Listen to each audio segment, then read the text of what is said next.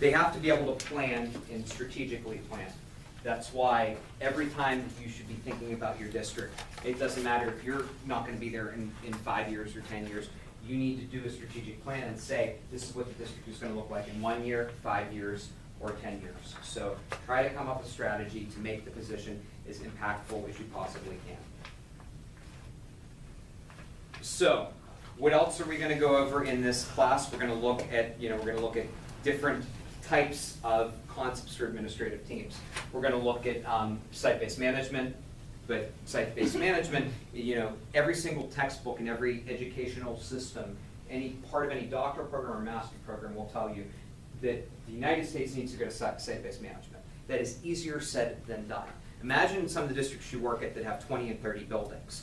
Well, guess what? You're the superintendent that has 30 different people that think they're the boss of their building. You're going to hate your life and you're going to bang your head against the wall. But as educators, we are supposed to be telling you, this is the direction that you need to be going in. Imagine how horrible that's going to make your job as a superintendent. How will it make your job as a principal?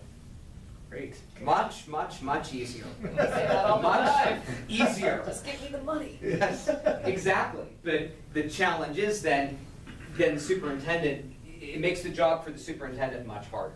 So what's right and what's wrong? Well, why do we say make it site-based management? What would an educational theory, what could we link that to organizationally? Why would I say do site-based management?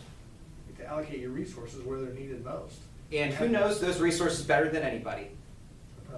The person that's in that building can make those decisions. Also, if we're talking about utilitarianism, should 30 principals be happy and one superintendent miserable? Yeah. Sounds better than the opposite. It's better than the opposite. And if we're talking educationally, that makes more success.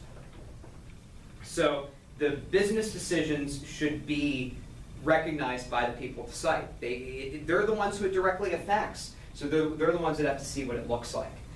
School choice isn't as bad here as it is right now in Texas, and it's not as bad as it is in Pennsylvania as well. In Pennsylvania, we struggle with money leaving our school systems to go to charters and magnets. We're not there yet in Oklahoma. I think we're getting close, but it's nowhere near. That's one thing we can say about the state, because everybody always says, I'm leaving to go to Texas, I'm leaving to go to Texas.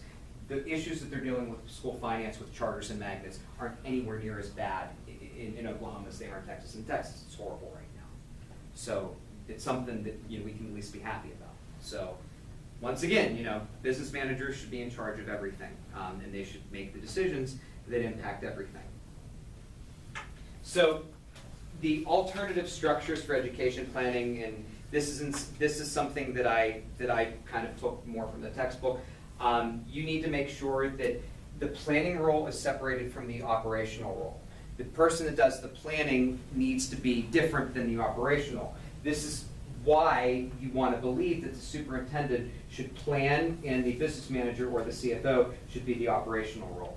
That way they can work together, it's a team, and they're working in tandem. Once again, why I think this is the most important hire next to the high school principal. I think the high school principal is the most important hire because they're the one that's going to be on the news if something goes wrong. They're the one that's going to really be ruining the superintendent's life if it's a poor hire, but the business manager is second. So has anybody working in a district right now that does the district planning coordinator, where you have somebody who's in a position that's district planning coordinator? So some districts are starting this. This is a new one-person role, one-person decision. They work directly with everybody that's in each of the main offices, and they facilitate when they do it, how much money they have, and they allocate basically where the planning goes. Some districts do outside consultancies. I despise this for business managers. I think it is a dumb, dumb, dumb move. Why is outside consultancy horrible for a business manager? That person's not personally invested in the district. There's zero personal investment. Once they're gone, they're gone. As an academic, I actually do support outside consultancies in curriculum roles. I think that's beneficial. You might disagree with me, but somebody doing teacher evaluation, it's great to have an outside consultant. Why is that a good thing? They're unbiased. They're unbiased. And they're gonna give you a program and you're stuck with the results of it, and then nobody else is blamed for it. The business manager, those decisions, that's a bad thing if they're blamed for it. So they're gonna talk about that in this textbook. I actually skip over those chapters because it's not something that I would want you to worry about.